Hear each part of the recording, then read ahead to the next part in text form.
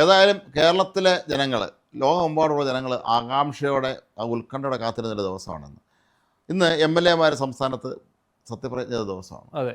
ഈ സത്യപ്രതിജ്ഞ ചടങ്ങിൽ പിണറായി വിജയൻ പങ്കെടുക്കാൻ എത്തുമോ എന്ന് സംശയിച്ചിരിക്കും. നമ്മൾ വരും നമ്മുടെ ചർച്ചകൾ പങ്കെടുക്കില്ല എന്ന് തന്നെ പറഞ്ഞു. കാരണം ജി സുധാകരൻ ഇപ്പോൾ പോയെന്നുകൊണ്ട് സത്യപ്രതിജ്ഞ ചെയ്യേണ്ടി വരും, അദ്ദേഹത്തിന് അഭിവാദ്യം ചെയ്യേണ്ടി വരും. ഇത് പിണറായി ഒരിക്കലും അംഗീകരിക്കില്ല എന്നാണ് നമ്മൾ കരുതിയിരുന്നത്. പക്ഷെ ഇന്ന് നേരെ മറിച്ച് സംഭവിച്ചു. ഒത്തിരി വർഷത്തിന് ശേഷം ഞാൻ സ്കൂളിൽ എങ്ങാണ്ട് പഠിക്കുമ്പോൾ ABCD ചൊല്ലി നോക്കിയിട്ടുള്ളത്. ഇന്ന് ഞാൻ ABCD ചൊല്ലി. എന്തിനാന്ന് വെച്ചാൽ ആൽഫബറ്റിക് ഓർഡറല്ല സത്യപ്രതിജ്ഞ നടക്കുന്നത്. ഈ P എപ്പോൾ വരും എന്നറിയാൻ വേണ്ടിയാണ് ഇത് ചൊല്ലി ABCD. ഇപ്പം ഞാൻ നോക്കുമ്പോൾ നീലകണ്ഠ മാസ്റ്റർ, അപ്പോൾ LMNOP വരുന്നത് നോക്കി. കാരണം പിണറായി വിജയൻ എന്താണ് അവിടെ സംഭവിക്കാൻ പോകുന്നത് എന്നുള്ളതാണ്. പക്ഷേ വളരെ ദയനീയമായി പോയി ഇന്നത്തെ കാഴ്ചകൾ. കൗതുക കാഴ്ചകൾ ഭയങ്കര രസമാണ്. കാരണം പിണറായി വിജയന് താൻ ആട്ടിയിറക്കിയ, താൻ പരമചെറ്റ എന്ന് വിളിച്ച ജി സുധാകരനെ പോയി വണങ്ങി സത്യപ്രതിജ്ഞ ചെയ്യേണ്ട ഒരു ഗതികേട് ഉണ്ടായി. ഗതികേടെന്നല്ല പറയുന്നത്, അത് ചെയ്തേ പറ്റൂ, അനിവാര്യമാണ്, വേറെ വഴിയില്ലല്ലോ. അപ്പോൾ അവിടെ ചെന്ന് അദ്ദേഹത്തിന് കയ്യും കൊടുത്ത് കുശലവും പറഞ്ഞ് പോരേണ്ട അവസ്ഥയിലേക്ക് പിണറായി വിജയന് ഇതുപോലെ അടികൾ, തിരിച്ചടികൾ വരുന്ന ഒരു കാലഘട്ടം ഒരിക്കലും ജീവിതത്തിൽ അതൊരു ചരിത്രത്തിൻ്റെ കറങ്ങി വരലാണ്. സത്യമാണത്. എപ്പോഴും അങ്ങനെ തന്നെയാണ്. നമ്മൾ ആരെങ്കിലും ഇമാതിരി ചെയ്തിട്ടുണ്ടെങ്കിൽ അവസാനം അവൻ്റെ കയ്യിൽ നിന്ന് സഹായം സ്വീകരിക്കേണ്ട അവസ്ഥ നമുക്ക് വരും. പടി കയറ്റങ്ങളുടെ കാലമായിരുന്നു പിണറായി വിജയന്. ഇനിയിപ്പോൾ പിണറായി വിജയൻ്റെ പടിയിറക്കങ്ങളുടെ കാലമാണ്. പടിയിറക്കങ്ങൾ എന്ന് പറഞ്ഞാൽ അത് അങ്ങനെ ഇനിയും ആയുസ് അധികമില്ല. ഈ ആയുസ് അധികമില്ലാതെ അതിനുള്ളിൽ ഇയാൾ ചെയ്തു കൂട്ടിയതിൻ്റെ എല്ലാം തിരിച്ചടി വാങ്ങിക്കണ്ടേ? എല്ലാത്തിനും നമ്മുടെ ന്യൂട്ടന്റെ ചലന നിയമം അനുസരിച്ച് എല്ലാത്തിനും അതിൻ്റെതായിട്ടുള്ള ഒരു reaction, equal and opposite reaction ഉള്ളത്. അതെന്തായാലും വാങ്ങണം. എത്രയോ കുടുംബങ്ങളുടെ, എത്രയോ നിരാലംബരുടെ ശാപവും കണ്ണീരും ഏറ്റുവാങ്ങിയ ഒരാളാണ്. എത്രയോ ആൾക്കാരെ പെരുവഴിയിൽ ഇറക്കി വിട്ട ഒരാളാണ്, ഇല്ലേ? ഇയാള് ഇവിടെ ഏതാണ്ടൊക്കെ അങ്ങ് ഉണ്ടാക്കി ഇവിടുത്തെ സൈബർ സഹാക്കൾ വന്ന് കിടന്ന് തള്ളും. പക്ഷേ അതിലൊക്കെ ഉപരിയാണ് ഇദ്ദേഹം നടത്തിയ ജനദ്രോഹ പ്രവർത്തനങ്ങൾ. അതിൻ്റെ ഒരു തിരിച്ചടിയുടെ വക്കിലാണ് ഇപ്പോൾ നിൽക്കുന്നത്. അത് ഓരോ ദിവസവും കിട്ടിക്കൊണ്ടേ. എന്തായാലും ഒരു വീട്ടുകാർ ദൈവവിശ്വാസികളായുണ്ട്. കർമ്മഫലം എന്നുണ്ട്. ആയിരിക്കും എല്ലായിടത്തും അമ്പലങ്ങളിൽ മക്കൾ ഓടി നടന്ന്. ഇങ്ങനെ ദൈവവിശ്വാസിയാണല്ലോ. അദ്ദേഹത്തിന്റെ ഒക്കച്ചങ്ങായിയായിട്ടുള്ള വെള്ളാപ്പള്ളി നടേശല്ലേ പറഞ്ഞേക്കാം, പിണറായി വിജയൻ സഖാവ് ഈശ്വര ഭക്തനാണ് എന്ന് പറഞ്ഞ്. എന്ത് ഭക്തനാണ്? അയ്യപ്പ ഭക്തനാണെന്ന് വിളിച്ചു പറഞ്ഞു. ഏതായാലും ഈ പറഞ്ഞ കൂട്ടത്തിൽ ഈ വെള്ളാപ്പള്ളിയും സുകുമാരൻ നായരും അവർ കാലം നീട്ടി കാത്തിരിക്കുകയായിരിക്കും UDF മന്ത്രിസഭയിലെ മന്ത്രിമാരാലും ഒന്ന് കാലിൽ എഴുതുന്നുണ്ടെന്ന് അറിയാൻ വേണ്ടി. നിലവിൽ ആരും അങ്ങോട്ട് പോയിട്ട് നമ്മൾ കേട്ടില്ല. രണ്ടുപേരുടെ അത് പൊക്കോളും. അത് പതൊക്കെ ഇനിയും പിന്നെ ഇതൊന്നും കൂടുതൽ ആൾ പിടിച്ചു വയ്ക്കാൻ പറ്റിയല്ലോ. നമ്മൾ ഇതിനകത്ത് ഇന്ന് സത്യപ്രതിജ്ഞ ചടങ്ങിൽ നിയമസഭയിലെ അസുലഭ രംഗങ്ങൾ എന്ന് പറഞ്ഞാൽ ഒന്ന് ടി കെ ഗോവിന്ദനാണ് ആദ്യം സത്യപ്രതിജ്ഞ, അല്ലേ? ഗോവിന്ദനാണ് ആദ്യം, പിണറായിക്കാലം മുമ്പ് സത്യപ്രതിജ്ഞ. അപ്പം ഗോവിന്ദൻ നേരെ ചെന്ന് അദ്ദേഹം പിണറായി വിജയനെ കൈയൊക്കെ കൊടുത്തു, കുശലമൊക്കെ ചെയ്ത് അഭിവാദ്യം ചെയ്തിട്ടാണ് അദ്ദേഹം. അതിന് അദ്ദേഹം കാരണം പറഞ്ഞെന്താ അറിയോ? എനിക്ക് പിണറായി വിജയനോട് വ്യക്തിപരമായ വിരോധമില്ല, എനിക്ക് ഈ പാർട്ടിയോടാണ് എനിക്ക് വിരോധമുള്ളത് എന്ന് അദ്ദേഹം പറഞ്ഞു.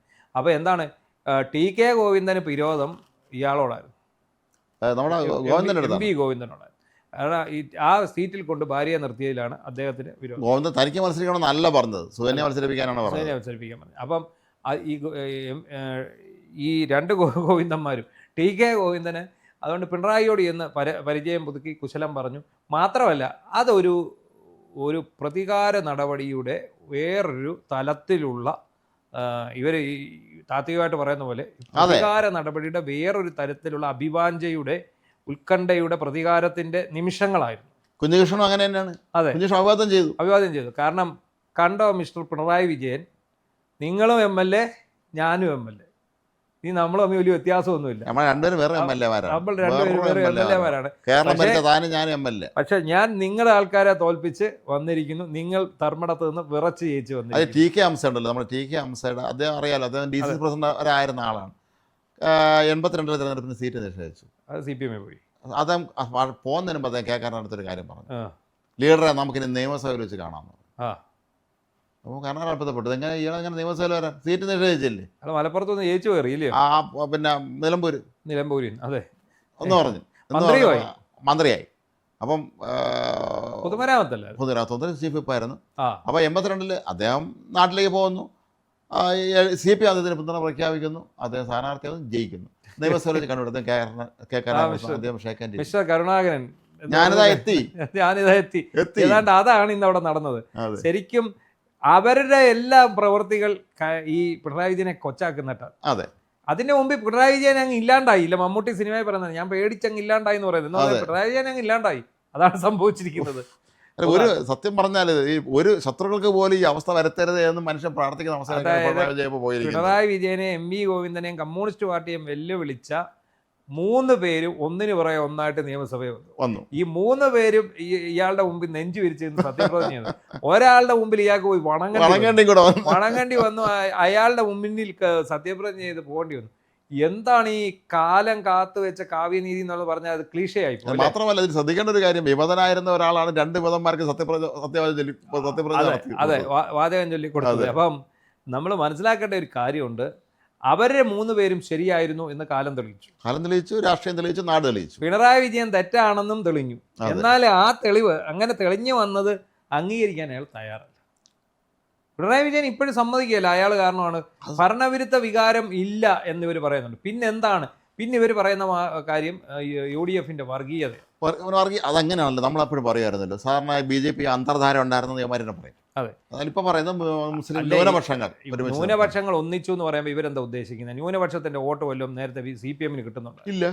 ന്യൂനപക്ഷത്തിന്റെ വോട്ട് എന്നും പിന്നെ UDFനാണ് കിട്ടിക്കൊണ്ടിരിക്കുന്നത്. ഒരു വോട്ട് പോലും CPMന് കിട്ടത്തില്ല. വല്ല ഈ കൂടി വന്ന 10-15 ആൾക്കാർ തലതെറിച്ചവന്മാർ എല്ലാ ഇതിലും കാണും, കുറെ പേര് കാണും.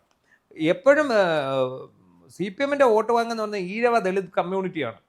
ആ കമ്മ്യൂണിറ്റിയിൽ അവരുടെ അടിസ്ഥാന വോട്ടുകൾക്ക് മീതെ നിഷ്പക്ഷ വോട്ടുകൾ കൂടി വന്നു ചേരുമ്പോഴും സഭയും സാമുദായികയും ഒക്കെ നോക്കിക്കൊണ്ടുള്ള അപ്പുറത്തെ ഗ്യാങ്ങിലുള്ള അവരുടെ വോട്ടുകൂടെ വന്നുമ്പോഴാണ് ഇവർ ജയിച്ചുകൊണ്ടിരുന്നത്. ഇവിടെ ഇപ്പോൾ എന്ത് സംഭവിച്ചു? ഇവരുടെ അടിസ്ഥാന വോട്ട്, ഇവരുടെ വോട്ട് ബാങ്ക് എന്ന് പറയുന്ന അടിസ്ഥാന വോട്ട് ഈഴവ ദളിത് കമ്മ്യൂണിറ്റി അല്ലെ പാർട്ടി പ്രവർത്തകരായിട്ടുള്ള പാർട്ടി നേതാക്കളായിട്ടുള്ള ഒരു മൊത്തം എടുത്ത് അപ്പുറത്ത് കുത്തി. അത്രേ ഉള്ളൂ. അതുകൊണ്ടാണ് ഇത്രയും വലിയ ഭൂരിപക്ഷത്തിൽ ഓരോരുത്തർ തോറ്റത്. CPMന്റെ നേതാക്കൾ ഓരോരുത്തരായിട്ട് തോറ്റത്. നിരന്തരം ചെയ്യുന്ന കർമ്മങ്ങൾ അതിന്റെ ഫലം ഉണ്ടാകുമെന്ന് പലപ്പോഴും പറയാറുണ്ടായിരുന്നു പലരും. അത് കൃത്യമായി സംഭവിച്ചു. ഈ മധുര പ്രതികാരം എന്നൊക്കെ പറഞ്ഞാൽ അത് ഇത്ര പെട്ടെന്ന് വരുമെന്നൊന്നും ആരും വിചാരിച്ചു. ഏതാനും മാസങ്ങൾക്കുള്ളിലാണ് ഇതെല്ലാം സംഭവിക്കുന്നത്. അതുപോലെ വേറൊരാളിനും കൂടെ കാര്യം പറയാൻ പറ്റും. അത് സേവിയർ അറക്കൽ, അത് എറണാകുളം MP ആയിരുന്ന ആളാണ്. MP അദ്ദേഹം വലിയ കോൺഗ്രസ് വലിയ നേതാവായിരുന്നു, MLA ആയിരുന്നു തോന്നുന്നു. അദ്ദേഹം വലിയ നേതാവായിരുന്നു. 84 ഇലക്ഷൻ അപ്രതീക്ഷിതമായി അദ്ദേഹത്തിന് വെട്ടിയിട്ടാണ് കരുണാകരൻ തോമസ് മാഷിനെ സ്ഥാനാർത്ഥിയാക്കിയത്. തോമസ് സ്ഥാനാർത്ഥിയാക്കി അങ്ങനെ പോയി. പക്ഷേ 96 തോന്നുന്നു ഇദ്ദേഹം ജയിച്ചു. സേവിയർ അറക്കൽ LDF സ്ഥാനാർത്ഥിയായി ജയിച്ചു. തോമസ് മാഷിനെ തോപ്പിച്ചു. എന്നിട്ട് പുള്ളി പാർലമെന്റിൽ ചെന്നു. അപ്പോൾ കരുണാകരൻ രാജ്യസഭ അങ്ങോട്ട് അവിടെ നിന്നുണ്ട്. അദ്ദേഹം കരുണാകരൻ്റെ അടുത്ത് ചെന്നു അത്ര നല്ലതല്ലാത്ത ഭാഷയിൽ സംസാരിച്ചു എന്നാണ് ഞാൻ കേട്ടിട്ടുള്ളത്. ഏതായാലും അദ്ദേഹം പറഞ്ഞു ഞാൻ വന്നിരിക്കുകയാണെന്ന് പറഞ്ഞ് നല്ല ഭാഷയിൽ മറുപടി പറഞ്ഞു എന്നാണ്. കരുണാകരൻ പെട്ടു എന്നാണ്. കാരണം നിങ്ങൾ പണ്ട് എനിക്കെതിരെ നിർത്തിയ സ്ഥാനാർത്ഥിയെ തോപ്പിച്ചിട്ടാണ് ഇങ്ങോട്ട് വന്നതെന്ന് പറഞ്ഞ് അദ്ദേഹം ശക്തമായ തോതിൽ കരുണാകരൻ തൻ്റെ അവികാരം പ്രകടിപ്പിച്ചു. അന്ത്യകാലത്ത് കരുണാകരൻ ഇതുപോലെ അനുഭവിച്ചു ഉണ്ട്. ഓർക്കുന്നില്ലേ? സ്വന്തമായിട്ട് പാർട്ടി ഉണ്ടാക്കാൻ പോയി, പുത്രവാത്സല്യം കാരണം പുത്രന് വേണ്ടി അദ്ദേഹം എല്ലാം ഒഴിഞ്ഞു വെച്ച് അവസാനം DIC ഉണ്ടാക്കി ഇടതുപക്ഷത്ത് പോയില്ല, അവരെടുത്തില്ല. അല്ല, അവര് ഇതില് മത്സരിച്ചു. ഏതാ തദ്ദേശ തെരഞ്ഞെടുപ്പിൽ അവരുടെ ഘടകകക്ഷിയായിട്ടല്ലെങ്കിലും പിന്തുണ പുറത്തു. ഞങ്ങളോടൊക്കെ വിജയിച്ചിട്ടുണ്ടായിരുന്നു. അപ്പൊ DICയുടെ സ്ഥാനത്ത് അത് കഴിഞ്ഞാണ് ഈ അവരുമായിട്ട് ചർച്ച നടത്തി മത്സരിക്കാൻ പോയത്. CPI അടഞ്ഞ് അങ്ങനെ ഒരു വിഷയം വന്നപ്പോൾ തിരിച്ച് വീണ്ടും വന്ന് കോൺഗ്രസിന്റെ ഘടകകക്ഷിയായിട്ട് മത്സരിച്ചു. UDFന്റെ ഘടകകക്ഷിയായിട്ട് മത്സരിച്ചു. ആ മത്സരിച്ചത് മൊത്തം തോറ്റു. ആകെ ജയിച്ചത് തോമസ് ചാണ്ടി മാത്രമാണ്. മാത്രമല്ല വലിയ ദുരന്തം സംഭവിച്ചത് ആ കൂട്ടത്തിൽ അന്ന് സ്ഥാനാർത്ഥി 2001 2006 ജയിച്ച കുറെ പേരുണ്ട്. അവർ 2001 മാത്രമേ ജയിച്ചിട്ടുള്ളൂ. അത്രേ ഉള്ളൂ. എല്ലാവരും AD മുസ്തഫ അന്നല്ലേ ശോഭനായോർ നോക്കുന്നത്. അതിനുശേഷം ശോഭനായോർ മാത്രം അതിന് മുമ്പ് MLA ആയിരുന്നിട്ടുള്ള ആൾ. ബാക്കി എല്ലാവരും മാലതി സറാദേവി, AD മുസ്തഫ, അതുപോലെ നമ്മുടെ വടക്കേക്കരയിലെ MLA, അതിൻ്റെ പേര് ഞാൻ പറഞ്ഞു. ഇങ്ങനെ കുറെ ദൗർഭാഗ്യവാന്മാരുണ്ടായിരുന്നു. അതോടുകൂടി തോറ്റുപോയി. അതുപോലെ വയനാട്ടിൽ ND അപ്പച്ചൻ, ഇങ്ങനെ കുറെ പേരുണ്ട്. ഇവരെല്ലാവരും കൂടെ ചെന്ന് രാജിവെച്ചു MLA സ്ഥാനം. ഈ പാവപ്പെട്ടവർക്ക് പെൻഷൻ പോലും വലിയ തോതിലുള്ള കുറവ് സംഭവിച്ചു വന്നു. ലീഡർ പറഞ്ഞാൽ പിന്നെ അവർ നോ പറയില്ലായിരുന്നു. ഇടയ്ക്ക് വെച്ച് രാജിവെച്ചു. അടുത്ത ഇവരെല്ലാം കൊണ്ട് സ്ഥാനാർത്ഥിക്ക് എല്ലാവരും തോറ്റു. അതിനകത്ത് പിന്നെ അന്ന് ആകെ ജയിച്ചത് തോമസ് ചാണ്ടി. അത് അദ്ദേഹത്തിന്റെ പണക്കൊഴുപ്പോട് ജയിച്ചു. മാത്രമല്ല കരുണാകരന് അവസാനം ഒരു മെമ്പർഷിപ്പ് തിരികെ കിട്ടാൻ വേണ്ടി ഡൽഹിയിൽ ചെന്ന് സോണിയാഗാന്ധി അപ്പോയിൻമെൻറ്റ് കാത്തിരിക്കേണ്ടി വന്ന ദുരവസ്ഥയിൽ പോലും അദ്ദേഹത്തിന് എത്തേണ്ടി വന്നു. അത് പുത്രവാത്സല്യം. സാധാരണ അദ്ദേഹം പണ്ട് അതിൻ്റെ പ്രതാപകാലത്ത് അദ്ദേഹം കേരള ഹൗസിൽ വന്ന് ഇരിക്കുകയുള്ളൂ, കേന്ദ്രമന്ത്രികൾ ഉൾപ്പെടെവരെങ്കിലും ഇങ്ങോട്ട് വന്ന് കാണുമായിരുന്നു, അദ്ദേഹം ആരും അങ്ങോട്ട് കാണില്ലായിരുന്നു. അങ്ങനത്തെ ഒരാളിന് അത് സംഭവിച്ചു. അപ്പോൾ ഇത് പിണറായി വിജയൻ ഇതൊക്കെ ഓർക്കണം, തൻ്റെ മുൻഗാമികളുടെ അനുഭവങ്ങളൊക്കെ അദ്ദേഹം ഓർക്കണം, നല്ലതാണ്. അതേസമയം അച്യുതമേനോനും PK വാസുദേവൻ നായരെ പോലുള്ള ആളുടെ EMSനെയൊക്കെ തന്നെ നമ്മളെല്ലാവരും എന്നും ആദരിച്ചിരുന്നു. അവർ അതേപടി തന്നെ ലളിതമായി ജീവിച്ച് അവരങ്ങ് പോയി, അവർക്ക് നല്ല യാത്രയൊക്കെ കൊടുത്ത് അങ്ങ് വിട്ടു. VS അതുപോലെ എത്രയോ പേരുണ്ട്, അങ്ങനെ ജീവിച്ച എത്രയോ ആളുണ്ട്. അങ്ങനെ ആയിരിക്കണം നമ്മൾ മാതൃക കാണിക്കണം. അതല്ലാതെ ജനങ്ങളെ കാണുമ്പോൾ അവനെയൊക്കെ കാലിൽ ഓടിയാടാന്ന് കൂടെ പോലീസുകാരുടെ അടുത്ത് പറയണം, അല്ല ഈ ജനാധിപത്യം. എന്താണെങ്കിലും ഇപ്പോൾ ഈ പിണറായി വിജയൻ്റെ ഈ ദയനീയമായ ഒരു ചിത്രം, ആ ഒരു ചിത്രം ഇന്നിപ്പോൾ സോഷ്യൽ മീഡിയയിൽ വൈറലായി. മാത്രമല്ല ഇനിയുള്ള ദിവസങ്ങളിൽ നിയമസഭയിൽ പിണറായി വിജയൻ്റെ പെർഫോമൻസ് എങ്ങനെയായിരിക്കും എന്നതിൻ്റെ ഒരു റിഹേഴ്സലാണെന്ന് നടന്നത്. അദ്ദേഹത്തിന് അവശനാണ്, അദ്ദേഹം നടക്കാൻ വയ്യ, പടിയേറാൻ ബുദ്ധിമുട്ടാണ് അദ്ദേഹത്തിന്. ഇദ്ദേഹമാണ് വീണ്ടും മുഖ്യമന്ത്രി കസേരയിൽ അമർന്നിരിക്കാൻ വന്ന ആളാണ്. അദ്ദേഹത്തിന് നിയമസഭയിൽ വരാൻ പോലും സാധിക്കാത്ത വിധമുള്ള ശാരീരിക അവസ്ഥയിലാണ്. എന്താണെങ്കിൽ നമുക്ക് അടുത്ത ദിവസങ്ങളിൽ അറിയാം എന്താണ് പിണറായി വിജയൻ പ്രതിപക്ഷ നേതാവ് എന്നുള്ളതിൽ, മുഖ്യമന്ത്രി എന്നുള്ളതിൽ വൻ പരാജയമായിരുന്നു, പ്രതിപക്ഷ നേതാവ് എന്നുള്ളതിൽ ശോഭിക്കുമോ നമുക്ക് നോക്കാം, അല്ലേ? അത് കാത്തിരുന്ന് കാണാം.